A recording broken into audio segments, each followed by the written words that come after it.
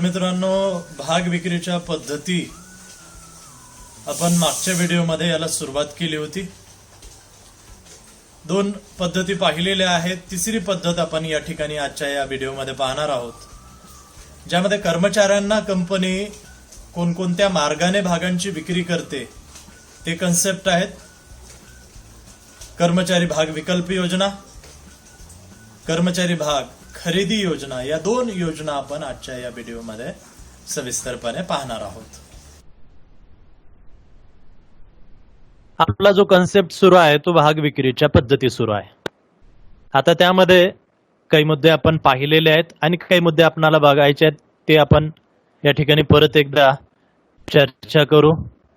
4 प्रकारे भागांची विक्री: सार्वजनिक विक्री, विद्यमान समहक्क भागधारकांना विक्री, विद्यमान कर्मचाऱ्यांना विक्री आणि खाजगी विक्री. ठीक आहे, यापैकी आपण परवाच्या तासात सार्वजनिक विक्री, ज्यामध्ये प्राथमिक सार्वजनिक विक्री आणि नंतरची सार्वजनिक विक्री हा कन्सेप्ट पाहिला होता. तर कालच्या तासामध्ये विद्यमान समहक्क भागधारकांना विक्री, ज्यामध्ये आपण हक्क भाग, बोनस भाग हा कन्सेप्ट पाहिला होता. ठीक आहे, आजच्या तासामध्ये आपण विद्यमान कर्मचाऱ्यांना जे भाग विकले जातात ते या ठिकाणी पाहत आहोत. कर्मचारी भाग विकल्प योजना, कर्मचारी भाग खरेदी योजना, भाग किंमत वृद्धी अधिकार योजना. तर भाग विक्रीच्या पद्धतीमधून आपण आज जो कन्सेप्ट पाहणार आहोत, विद्यमान कर्मचाऱ्यांना भाग वाटप. विद्यमान, कालही त्याचा अर्थ मी क्लिअर केला होता, एकाने प्रश्न विचारला होता, त्यावेळेस ही परत मी स्पष्ट त्या ठिकाणी दिलं होतं. विद्यमानचा अर्थ होतो वर्तमान, जे सध्याचे. काल विद्यमान मध्ये भागधारक आलं होतं, आज कर्मचारी आलेले आहेत. विद्यमान कर्मचारी म्हणजे जे सध्याचे कंपनीचे कर्मचारी आहेत, एम्प्लॉईज आहेत, त्यांना भाग वाटप किंवा त्यांना जी भाग विक्री केली जाते. आता नेमकं कोणकोणत्या परिस्थितीमध्ये कंपनीला आपल्या कर्मचाऱ्यांना भाग विकावे लागतात, तर या ठिकाणी 4 प्रकारे आपल्या कर्मचाऱ्यांना कंपनी भाग वाटप करत असते, भाग एक प्रकारे विकत असते. त्यामध्ये पहिलं आहे ESOS, दुसरा आहे ESPS, तिसरा आहे SARS आणि चौथा आहे स्वेट सामान्य भाग. आता एक एक कन्सेप्ट आपण पाहणार आहोत, त्यामुळे त्यांचा लॉंग फॉर्म ही तुम्हाला सांगत जाईन आणि काय कन्सेप्ट आहे ते आपण थोडंसं सविस्तरपणे या ठिकाणी पाहणार आहोत. तर या विद्यमान कर्मचाऱ्यांना जे भागांचे वाटप केले जाते, त्यामध्ये पहिला आहे ESOS, ज्याला एम्प्लॉई स्टॉक ऑप्शन स्कीम असं म्हटलं जातं. कर्मचारी भाग विकल्प योजना. आता कर्मचारी आहे आणि त्याला भागाचा विकल्प या ठिकाणी दिला जात आहे. आता कन्सेप्ट काय आहे ते लक्षात घ्या. ठीक आहे, इथं स्लाइड मध्ये स्पष्टीकरण दिलेलं आहे, त्या स्पष्टीकरणावर मी थोडं करत येतो. तुम्हाला अगदी सुरुवातीपासून हा कन्सेप्ट सांगतो की एक्झॅक्टली काय घडतं. तर कर्मचारी भाग विकल्प योजना. आता कंपनीचे कर्मचारी फार महत्वाची भूमिका बजावतात कंपनीच्या नफ्यामध्ये. आपण नॉर्मली चर्चा करतो की कंपनीचे भागधारक जे कंपनीला भांडवल देतात, कंपनीचे सावकार, कर्ज रोखेधारक जे कंपनीला कर्ज देतात, कंपनी ते गुंतवते, कंपनीला नफा होतो, मग नफ्याचा हिस्सा किंवा व्याज किंवा जे काही फायदे आहेत ते भागधारकांना दिले जातात, कर्ज रोखेधारकांना व्याज दिलं जातं. पण जे कर्मचारी असतात, जे काम करतात कंपनीमध्ये, हे जर व्यवस्थितरित्या काम करणार नाहीत तर कंपनीला फायदा कसा होणार? ठीक आहे, बऱ्याचदा असं होतं, 2 सारख्याच कंपन्या ज्यांनी सारख्याच प्रमाणावर भांडवल गुंतवलेलं आहे, एका कंपनीचे कर्मचारी फार चाणाक्ष आहेत, अगदी व्यवस्थितरित्या काम करतात, आणि दुसऱ्या कंपनीचे कर्मचारी आळशी आहेत, लेझी आहेत, ते व्यवस्थितरित्या काम करत नाहीत. मग दोघांना होणारा जो नफा आहे, दोघांचं होणारं जे उत्पन्न आहे, दोघांचं उत्पादन आहे, दोघांची विक्री, याच्यामध्ये तुम्हाला फरक दिसून येईल. ज्या कंपनीचे कर्मचारी कार्यक्षम असतात तर त्या कंपनीला नफा जास्त होतो, उत्पादन जास्त होतो. साहजिक आहे, म्हणजे कर्मचाऱ्यांची फार महत्वाची भूमिका कंपनीच्या नफ्यामध्ये असते. मग हे जे कर्मचारी आहेत, आता कॉम्पिटिशन एवढं वाढलेलं आहे व्यवसाय क्षेत्रामध्ये की चांगले कर्मचारी मिळणं फार अवघड झालेलं आहे. त्यामुळे कंपन्या काय करतात की आपल्याकडे जर चांगले कर्मचारी असतील तर त्यांनी आपल्याकडेच टिकून राहावेत. ठीक आहे, इतर ठिकाणी जाऊ नयेत, इतर कंपन्यामध्ये जाऊ नयेत, यासाठी पहिला प्रयत्न कंपनी करते. दुसरा प्रयत्न असा असतो की जर आपल्याकडे कर्मचारी कमी असतील तर एखाद्या दुसऱ्या तिसऱ्या कंपनीमध्ये जर चांगले कर्मचारी असतील तर त्यांना आपल्याकडे कसं घेता येईल, एक प्रकारे त्यांना पळवून कसं आणता येईल आपल्याकडे. पळवून आणणे म्हणजे काही त्यांना किडनॅप करणं नव्हे. या ठिकाणी पळवून आणणं म्हणजे दुसऱ्या कंपनीच्या कर्मचाऱ्यांना आपल्याकडे पळवून कसं आणायचं. साहजिक आहे, मग त्या कंपनीमध्ये त्यांना जो पगार मिळतो, त्यांना ज्या फॅसिलिटी मिळतात त्याच्यापेक्षा त्यांना जास्तीची ऑफर द्यायची. एखाद्याला समोरची कंपनी समजा 1,00,000 रुपये पगार देत आहे, त्याला म्हणायचं बा ठीक आहे, आम्ही तुला 1,10,000 देऊ, 1,20,000 देऊ, तुला एखादी गाडी असेल, तुला पर्टिक्युलर पेट्रोल एवढे लिटर मंथली तुला फ्री मिळेल, तुला वर्षभरामध्ये एखादी फॉरेनची ट्रिप देऊ. म्हणजे वेगवेगळ्या प्रकारच्या त्यांना ऑफर दिल्या जातात. आता साहजिक आहे, शेवटी माणूस आहे. आता एवढ्या ऑफर असतील, सध्या जिथं जेवढा पगार मिळतोय त्याच्यापेक्षा जास्त पगार, त्याच्यापेक्षा जास्त फॅसिलिटी जर कोणी देत असेल तर तो सोडतो ती कंपनी आणि या कंपनीमध्ये येतो. म्हणजे एकंदरीत ही जी पळवापळव असते ही व्यवसायिक क्षेत्रामध्ये, कॉर्पोरेट वर्ल्डमध्ये फार मोठ्या प्रमाणावर सुरू असते. म्हणजे यासाठी कंपन्यांचा काय प्रयत्न असतो, आपल्याकडे जर कार्यक्षम कर्मचारी आहेत, चांगले कर्मचारी आहेत तर त्यांनी आपल्याकडेच टिकून राहावेत. मग ते टिकून ठेवण्यासाठी फक्त पगार देऊन जमत नाही. कर्मचाऱ्यांना पगारा व्यतिरिक्त वेगवेगळ्या प्रकारच्या योजना त्या ठिकाणी त्यांना त्यांच्या समोर ठेवाव्या लागतात. त्याचा फायदा त्यांना द्यावा लागतो. त्याचा फायदा मिळत असेल तर मग कर्मचारी त्या कंपनीमध्येच टिकून राहतात, इमानदारीनं काम करतात. मग या ज्या वेगवेगळ्या प्रकारच्या योजना आहेत, आपला कर्मचारी आपल्याकडेच टिकून राहावा यासाठी, मग त्या प्रकारच्या योजना या ठिकाणी आपण पाहत आहोत. मग त्यामध्ये आहे कर्मचारी भाग विकल्प योजना. या योजनेअंतर्गत काय होतं, नावामध्येच आहे कर्मचारी आणि त्याच्या पुढे आहे भाग विकल्प. म्हणजे या योजनेअंतर्गत कंपनी आपल्या कर्मचाऱ्याला पुढच्या भविष्यातील एखाद्या विशिष्ट तारखेस आत्ता ठरलेल्या रेटने, दराने भाग खरेदीचा विकल्प देते. उदाहरणासाठी कंपनी आज कर्मचाऱ्याला ऑप्शन देत आहे की बाबा आपल्या कंपनीचे भाग सध्या खूप मागणी आहे, त्याला 100 रुपयाचा भाग, चल तुला येणाऱ्या पुढच्या 8 महिन्यानंतर, वर्षभरानंतर तुला तो कंपनीचा भाग आम्ही 120 ला देऊ. सध्या जी काही किंमत असेल ते असू द्या, पण सध्या एक पर्टिक्युलर दर ठरवला जातो. आता कंपनी जर चांगली असेल आणि कर्मचाऱ्याला हे माहिती आहे की आपणाला कंपनीने 120 ला 8 महिन्यानंतर, वर्षभरानंतर आपल्याला तो भाग कंपनी विकणार आहे, पण त्यावेळेस त्या भागाची किंमत कदाचित 200 झालेली असेल, 300 झालेली असेल.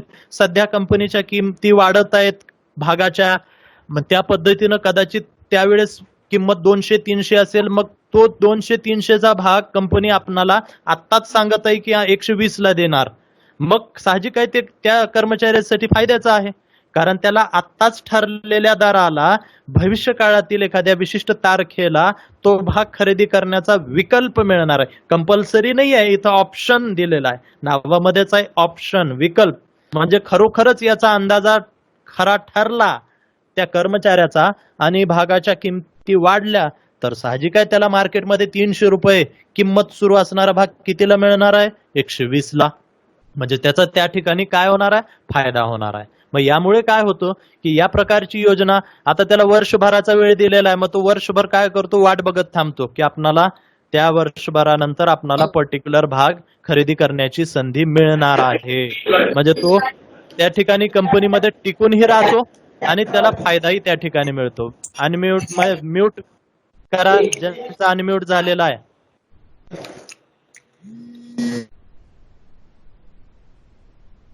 हा, आता ही जी योजना आहे, कंपनी, मुख्य कंपनी किंवा दुय्यम कंपनी याच्या कर्मचाऱ्यांना, संचालकांना, अधिकाऱ्यांना लागू केली जाते, त्यांना तो ऑप्शन दिला जातो. आता परत या ठिकाणी मुख्य कंपनी कंसामध्ये आलेला आहे होल्डिंग, आणि दुय्यम कंपनी म्हणजे सबसिडायरी या ठिकाणी आलेला आहे. आता तर इथे की ही योजना कंपनी आपल्या कर्मचाऱ्यांना, अधिकाऱ्यांना, संचालकांना देते, त्यांना ऑप्शन देते. त्यामध्ये होल्डिंग कंपनी आणि सबसिडायरी कंपनी हे थोडक्यामध्ये लक्षात घ्या. आपणाला इथं डिटेल नाही, पण सिनियर लेवलला तुम्हाला अकाउंटन्सीमध्ये याच्यावर सेपरेट चॅप्टर आहेत. होल्डिंग कंपनी आणि सबसिडायरी कंपनी काय असते ते. ज्यावेळेस एखादी मोठी कंपनी एखाद्या छोट्या कंपनीचे 50% पेक्षा जास्त भाग खरेदी करते आणि ती छोटी कंपनी आपल्या ताब्यात घेते, तर त्या मोठ्या कंपनीला म्हटलं जातं होल्डिंग कंपनी, मुख्य कंपनी. आणि ती जी छोटी कंपनी आहे, जिचे 50% पेक्षा जास्त भाग खरेदी केलेले आहेत या कंपनीनं, त्या छोट्या कंपनीला म्हटलं जातं दुय्यम कंपनी, सबसिडायरी कंपनी असं त्याला म्हटलं जातं. म्हणजे या प्रकारेही जर एखादी कंपनी मुख्य असेल आणि त्याच्या सबसिडायरी कंपन्या असतील दुसऱ्या ताब्यात घेतलेल्या, त्याही कंपनीच्या कर्मचाऱ्यांना ही योजना लागू असेल. म्हणजे त्या कंपनीमध्ये असणारे जे परमनंट एम्प्लॉईज आहेत, कायम असणारे कर्मचारी आहेत, अधिकारी आहेत, संचालक आहेत, त्यांना हा अधिकार दिला जातो, ऑप्शन दिला जातो की बाबानो, आज आम्ही हा दर ठरवत आहोत आणि तुम्हाला या विशिष्ट तारखेला पुढच्या एवढ्या कालावधीनंतर तुम्हाला तो भाग खरेदी करण्याची संधी मिळेल. त्यामुळे जे संबंधित कर्मचारी आहेत, मालकाच्या प्रती किंवा कंपनीच्या प्रती त्यांची चांगली भावना निर्माण होते आणि ते व्यवस्थितरित्या त्या ठिकाणी कंपनीमध्ये काम करतात. एक प्रकारे ते तेवढ्या कालावधीपर्यंत का होईना कंपनीमध्ये टिकून राहतात. आता की या ठिकाणी ही जी योजना आहे, कर्मचारी भाग विकल्प योजना, यासाठी कंपनी कायद्यानुसार काही तरतुदी लागू आहेत. त्या तरतुदीचं पालन या ठिकाणी कंपनीनं करणं गरजेचं आहे. त्यामध्ये कंपनी तिच्या कर्मचाऱ्यांना प्रत्यक्ष म्हणजे थेट किंवा कर्मचारी कल्याण संस्थेद्वारे भाग वाटप करते. कर्मचाऱ्यांना कंपनी डायरेक्ट ऑफर देते की या प्रकारे तुम्हाला या किमतीला या भविष्यातील तारखेला भाग खरेदी करण्याची संधी असेल, किंवा मग कंपनीची एक कर्मचारी कल्याण संस्था, कंपनीने कर्मचाऱ्यांच्या कल्याणासाठी एक समिती नियुक्त केलेली असते. त्या समितीमार्फत कंपनी आपल्या कर्मचाऱ्यांना भाग खरेदीचा विकल्प देऊ शकते. म्हणजे डायरेक्टही देऊ शकते किंवा त्या संस्थेमार्फत, त्या समितीमार्फत कंपनी कर्मचाऱ्यांना त्या ठिकाणी विकल्प देते. ठीक आहे. पुढची जी तरतूद आहे या भाग विकल्प योजनेची, की वाटप केलेल्या भागाचे मूल्य बाजार मूल्यापेक्षा कमी असते. आता जसं मी म्हणत आहे की आज त्याची किंमत ठरवली जाणार आहे आणि भविष्याच्या विशिष्ट तारखेला ते खरेदी करण्याचा विकल्प कर्मचाऱ्यासमोर असेल, परंतु जी किंमत ठरवली जाणार आहे ती बाजार मूल्यापेक्षा कमी असावी आणि त्या पर्टिक्युलर तारखेला सुद्धा ती बाजार मूल्यापेक्षा कमी असावी, भविष्यातील तारखेला सुद्धा. कारण मग जर उदाहरणासाठी एखादा 100 रुपयाचा भाग भविष्य काळाला पर्टिक्युलर तारखेला तो 100चाच असेल आणि कर्मचाऱ्यालाही तो 100लाच खरेदी करायचा असेल, मग कर्मचाऱ्याला काय फायदा त्याला? मग कर्मचाऱ्याला फायदा होणं गरजेचं आहे. तो वर्षभर टिकून राहत असेल कंपनीकडे, तर त्याचा काहीतरी त्याला बेनिफिट व्हायला पाहिजे ना.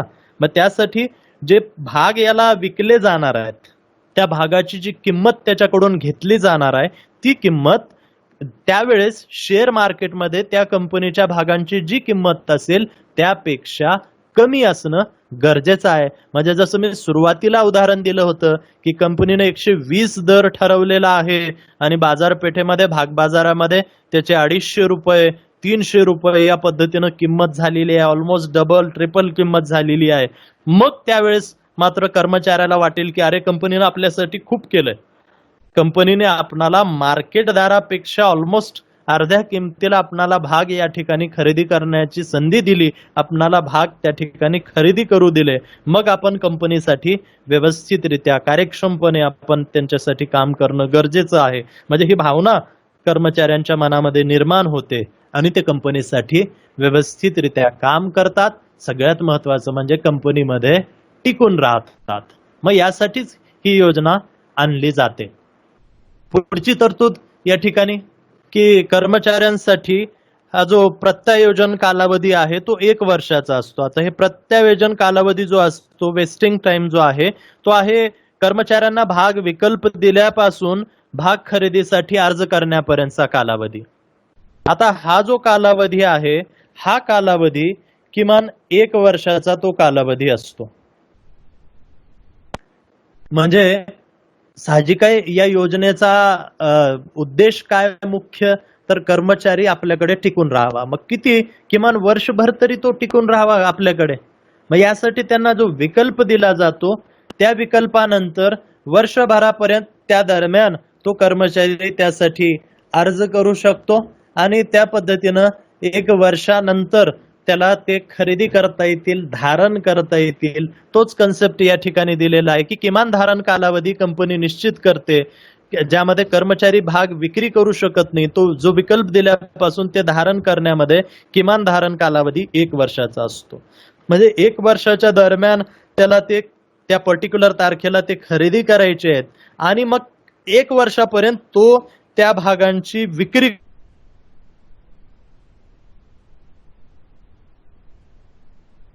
वर आले आणि मग लागलीच त्याने त्याची विक्री करून टाकली आणि कंपनी सोडली. म्हणजे त्याचा काही मग कंपनीला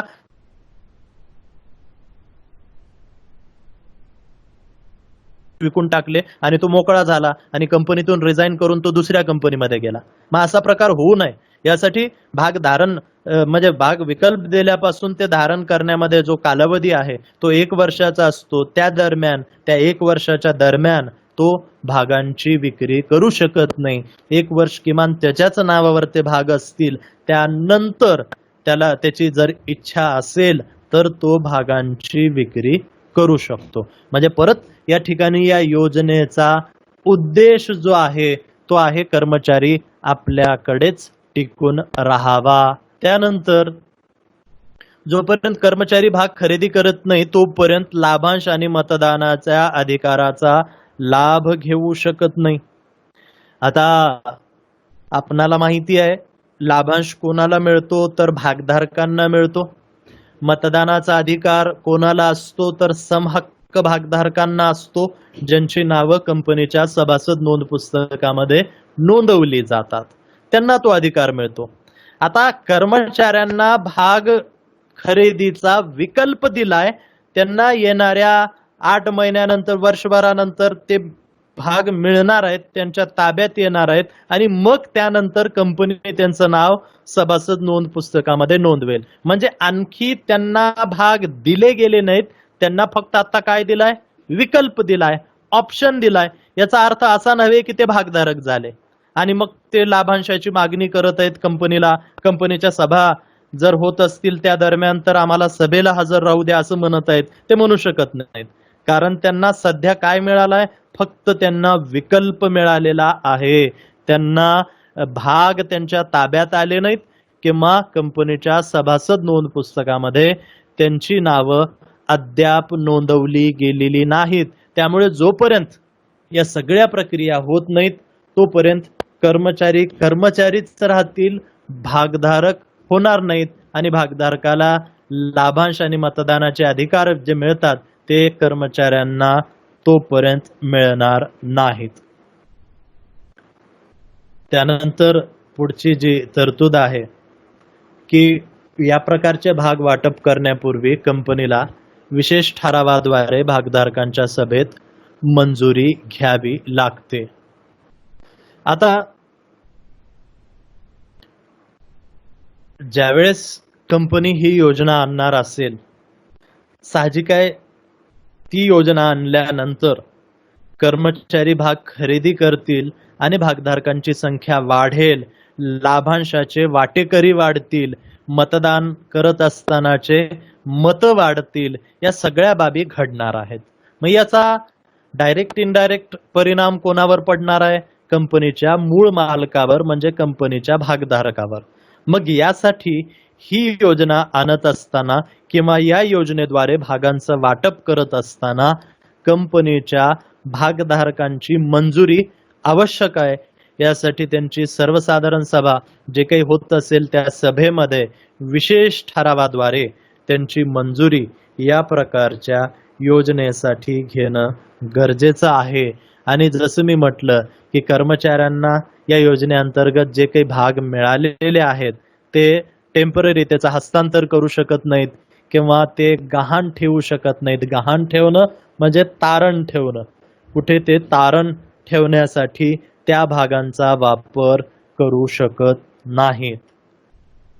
त्यानंतर पुढची जी तरतूद आहे, कंपनीला कर्मचारी भाग विकल्प योजनेचे व्यवस्थापन करण्यासाठी भरपाई समितीची स्थापना करावी लागते. आता ही योजना व्यवस्थितरित्या राबवली जात आहे. या योजनेचा फायदा कंपनीच्या कर्मचाऱ्यांना मिळत आहे. मुख्य कंपनी असो की कंपनी होल्डिंग कंपनी असो, दुय्यम कंपनी असो, त्या कंपनीमध्ये परमनंट म्हणजे पूर्ण वेळ असणारे, कायम असणारे जेवढे कर्मचारी आहेत, संचालक आहेत, अधिकारी आहेत, त्यांना या योजनेचा लाभ मिळणं बंधनकारक आहे. मग हे कंपनीकडून होत आहे का? कंपनीकडून काही त्या ठिकाणी दुजाभाव तर केला जात नाही. काही जवळच्या कर्मचाऱ्यांनाच ती योजना दिली जात आहे, काही कर्मचाऱ्यांना त्याच्यातून वगळलं जात आहे, असा तर प्रकार होत नाही आहे. मग यावर लक्ष ठेवण्यासाठी कंपनीने एक भरपाई समिती स्थापन करणं बंधनकारक असेल. आता ती समिती काय करेल? ही योजना कंपनीकडून व्यवस्थितरित्या राबवली जात आहे का नाही त्याची पाहणी या समितीद्वारे केली जाईल. परत कोणाचा तरी माईक जो आहे तो अनम्यूट झालेला आहे. बघा कोणाचा आहे तो, आवाज कोणाचा येत आहे?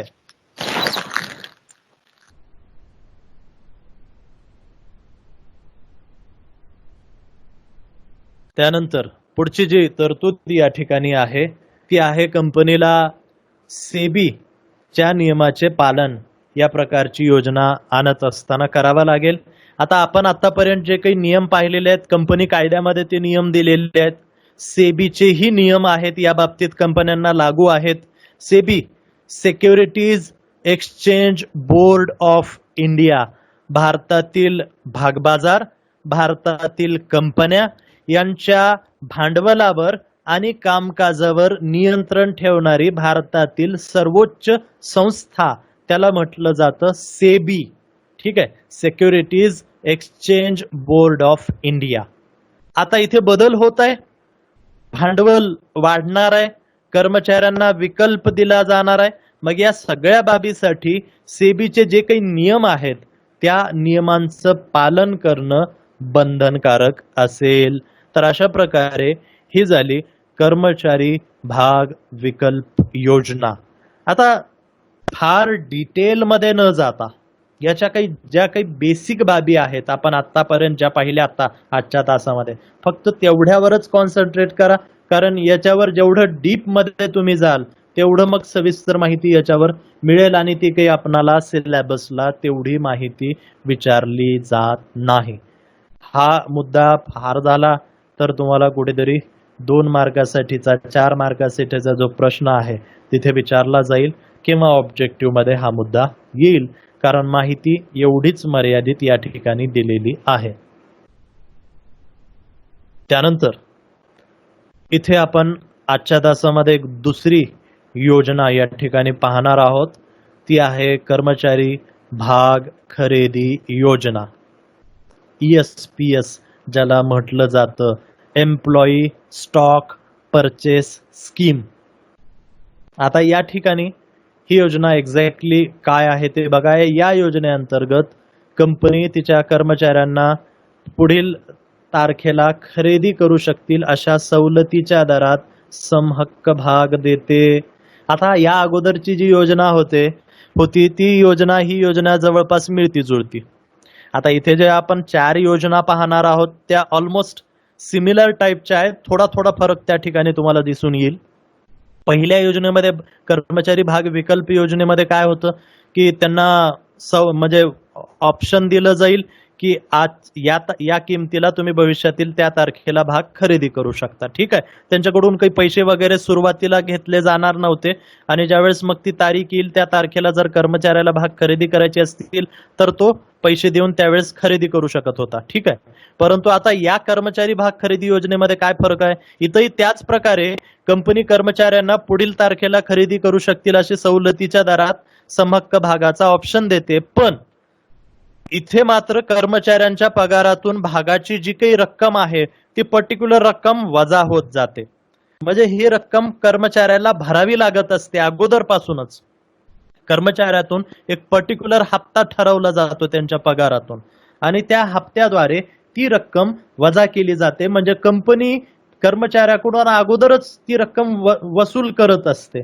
पहिल्या योजनेमध्ये तसं नव्हतं. कर्मचारी भाग विकल्प योजनेमध्ये, त्या योजनेमध्ये ती तारीख जी काही खरेदीची तारीख आहे त्या तारखेलाच कर्मचाऱ्याला पैसे देऊन ते भाग घ्यायचे होते.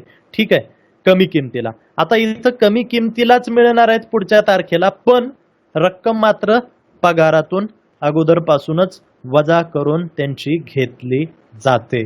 तर अशा प्रकारची ही जी भाग खरेदी योजना आहे कर्मचाऱ्याची, इथेही काही तरतुदी या ठिकाणी लागू आहेत. की पहिली तरतूद आहे, कर्मचाऱ्यांना त्यांच्या श्रेणीनुसार वेगवेगळ्या संख्येने भागाची विक्री करता येते. आता कर्मचाऱ्यांच्या श्रेण्या असतात, क्लास असतात.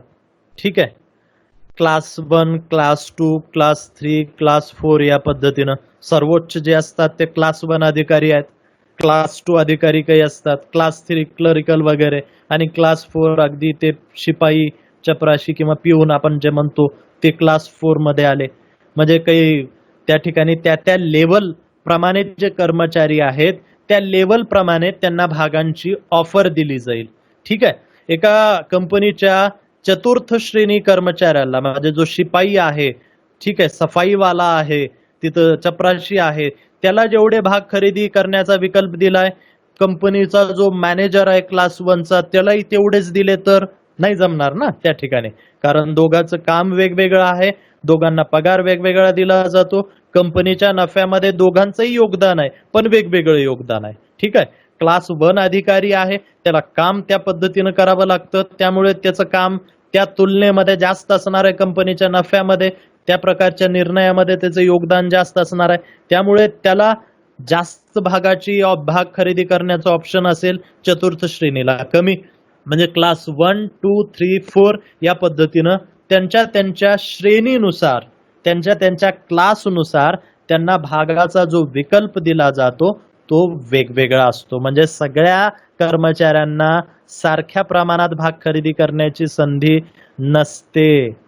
पुढचं आहे की ESPS द्वारे वाटप केलेले भाग ताबडतोब सूचीबद्ध केले पाहिजेत. आता हे सूचीबद्ध करणं म्हणजे काय, तर त्याची नोंदणी भाग बाजारामध्ये केली पाहिजे कंपनीनं. जे काही भाग आता या ठिकाणी कर्मचाऱ्यांना वाटप, आपण पाहिलेलं आहे की कंपनी सार्वजनिकरित्या भाग विकत असतील, कंपनीला भारतातील किमान एका मान्यताप्राप्त भाग बाजारामध्ये नोंदणी करावी लागते त्या भागांची. का, तर त्या भाग बाजारामध्ये भविष्य काळात त्याची खरेदी विक्री होईल भविष्य काळामध्ये, त्यासाठी त्याची नोंदणी करणं गरजेचं आहे लोकांना भाग विकत असेल तर. आता हे भाग कर्मचाऱ्यांना दिले जात आहेत, साहजिक आहे भविष्य काळामध्ये पर्टिक्युलर तारखेनंतर त्यांच्यासाठी लॉकडाऊन जो काही लॉकिंग पिरियड असेल, म्हणजे ज्या दरम्यान ते भाग विकणार नाहीत, तो संपला की त्यांना भाग विकण्याचा विकल्प उपलब्ध असतो, ते विकू शकतात पर्टिक्युलर तारखेनंतर. मग त्यावेळेस त्यांना मार्केट असणं गरजेचं आहे ना भाग विकण्यासाठी. मग हे जे भाग आहेत ते ताबडतोब सूचीबद्ध केले पाहिजेत, म्हणजे भाग बाजारामध्ये त्याची लिस्टिंग, त्याची नोंदणी कंपनीनं करणं आवश्यक आहे. त्यानंतर पुढची जी तरतूद आहे की कंपनीने सेबीच्या नियमाचं पालन केलं पाहिजे. ज्या तरतुदी आहेत 2014च्या ज्या तरतुदी आहेत, परत या ठिकाणी सेबी आली. वारंवार मी म्हणत आहे की जिथे जिथे भांडवल येईल, जिथे जिथे कंपनीमध्ये महत्वाचे निर्णय येतील, तिथे तिथे सेबीचे नियम लागू आहेत. कंपनी कायदा आणि सेबीचे नियम हे परत परत, म्हणजे प्रत्येक कामकाजामध्ये कंपनीला हे नियम बघावे लागतात. कारण कंपनी कायद्याच्या बाहेर जाऊन किंवा सेबीच्या नियमाचं पालन न करून कंपनी कोणत्याही प्रकारचं कामकाज करू शकत नाही. इथं सुद्धा हा जो भाग खरेदी करण्याचा विकल्प किंवा योजना कर्मचाऱ्यासाठी कंपनी आणत असेल तर सेबीचे जे नियम या बाबतीत आहेत त्या नियमाचं पालन करून कंपनीला ती योजना आणली पाहिजे, राबवली पाहिजे. ठीक आहे. त्यानंतर पुढची जी तरतूद आहे की ESPS सार्वजनिक भाग विक्रीचा हिस्सा नसेल तर धारण कालावधी भाग वाटल्यापासून किमान 1 वर्षाचा असतो. आता बऱ्याचदा असंही करू शकते कंपनी, ठीक आहे, की सार्वजनिकरित्या भाग विकायला काढलेले आहेत कंपनीने. 1 लाख भाग सार्वजनिकरित्या विकायला काढलेले आहेत. पण त्या 1 लाख भागापैकी जनतेसाठी, उदाहरणासाठी कंपनीने जनतेसाठी 80,000 भाग उपलब्ध केलेले आहेत आणि 20,000 तेच सार्वजनिकरित्या भाग विकायला काढलेले आपल्या कर्मचाऱ्यांसाठी राखीव ठेवलेले आहेत या योजनेअंतर्गत. बरोबर आहे. म्हणजे ऍट अ टाइम कंपनी लोकांनाही भाग विकत आहे आणि त्यातून काही भाग आपल्या कर्मचाऱ्यांनाही विकत आहे ही योजना आणून. मग असं जर करत असेल, म्हणजे असं जर करत असेल तर ठीक आहे, परंतु जर सेपरेटरित्या विकले जात असतील, म्हणजे लोकांना न विकता सार्वजनिक भाग विक्रीचा हिस्सा नसेल ही म्हणजे या ठिकाणी, तर मात्र भाग वाटपापासून किमान 1 वर्षाचा कालावधी धारण करण्याचा, म्हणजे तो खरेदी करण्याचा, त्यांच्या ताब्यात जाण्याचा किंवा त्यांचं सभासद नोंद पुस्तकात नोंद येण्याचा जो कालावधी असेल तो किमान 1 वर्षाचा असावा. म्हणजे परत तोच कन्सेप्ट आला की कर्मचारी किमान 1 वर्ष तरी आपल्याकडे टिकून राहील ना. ठीक आहे, त्याला भाग खरेदीचा विकल्प मिळालाय, थोडे थोडे त्याचे पैसे वजा केले जात आहेत, पण 1 वर्षापर्यंत त्याला अथॉरिटी नसणार आहे. म्हणजे तो किमान त्या आशेमध्ये तरी कंपनीकडे 1 वर्ष टिकून राहील. त्यामुळे हा जो काही धारण कालावधी आहे भाग वाटपापासूनचा तो किमान 1 वर्षाचा असणं बंधनकारक त्या ठिकाणी असेल. त्यानंतर कर्मचारी भाग विकल्प योजनेचा जो पुढचा मुद्दा आहे की कर्मचारी भाग खरेदी योजनेद्वारे भाग वाटप करण्यापूर्वी कंपनीला भागधारकांच्या सभेत विशेष ठरावाद्वारे मंजुरी. हा मुद्दा ऑलरेडी आपण मागच्या योजनेच्या बाबतीत पाहिलेला आहे की भागामध्ये बदल होत आहेत, भागधारक वाढत आहेत, लाभांशाचे वाटेकरी वाढत आहेत, मतदानाचे वाटेकरी वाढत आहेत. म्हणजे त्याचा डायरेक्ट इनडायरेक्ट जो परिणाम आहे कंपनीच्या सध्याच्या भागधारकावर होत आहे. त्यामुळे त्यांना त्या बाबतीत माहिती देणं आणि विशेष ठरावाद्वारे त्यांची या योजनेला मंजुरी घेणं बंधनकारक असेल. त्याशिवाय कंपनी या प्रकारची योजना आणू शकत नाही. तर एकंदरीत ही झाली कर्मचारी भाग खरेदी योजना. ठीक आहे. तर आजच्या या तासामध्ये आपण कर्मचाऱ्यांसाठी ज्या योजनेद्वारे कंपनी भाग विकते त्या 2 योजना आपण पाहिलेल्या आहेत.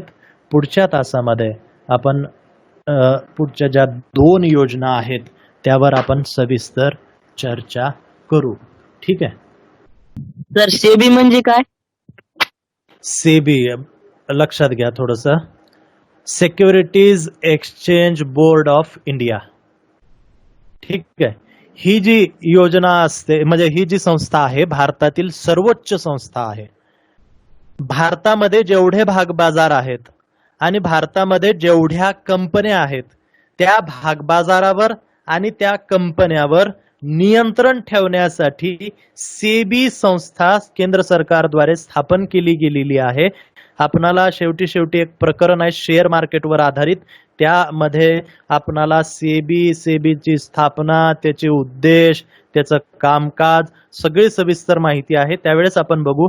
तात्पुरतं हे लक्षात ठेवा, सेबी भारतातील सर्वोच्च संस्था आहे जी कंपन्या आणि भागबाजारावर नियंत्रण ठेवते. मग कंपन्यांना आणि भागबाजारांना कोणतंही कामकाज करायचं असेल तर सेबीचे त्या बाबतीत काय गाईडलाईन आहे, सेबीचे त्या बाबतीत कोणते नियम आहेत, ते नियम त्या ठिकाणी त्यांना बघावे लागतात.